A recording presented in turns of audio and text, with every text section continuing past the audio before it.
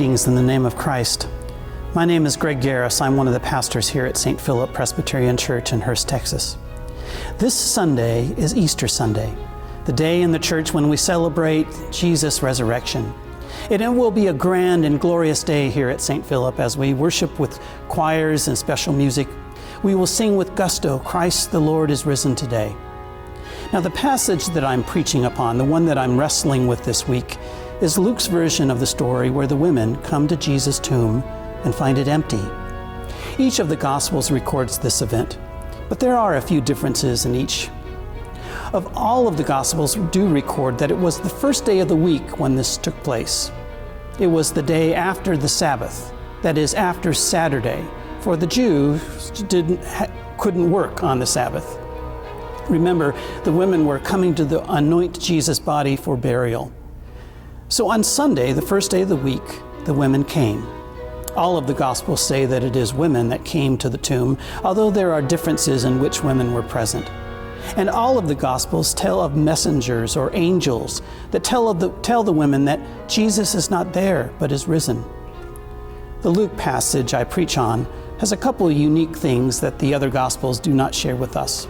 One is that Luke, in a clever way, tells us of the vital role of women as Jesus' disciples.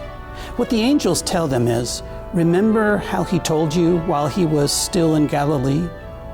In Luke's gospel, Jesus predicts his death and resurrection to his disciples 3 times.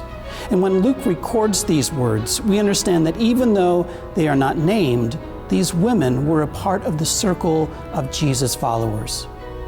Another interesting note in this Luke passage is that fear is nearly absent. When the other Gospels write this event, these women are terrified. They run with fear or terror or amazement. But Luke only records that the women were terrified, maybe because of the 2 men that suddenly appeared. But then, that's all we read or sense about emotions. Luke wants his community that he was writing to think about remembering. And that's what's intriguing to me. And it's one of the distinct features in this story in Luke's gospel. I invite you to come and worship with us on Easter Sunday at either the 8:30 service or 11 o'clock. Join us for the potluck breakfast in between at 9:45. Worship with us as we glorify God and praise God for how Jesus wasn't captured by death, but was raised to new life. I hope to see you Sunday. Blessings and peace.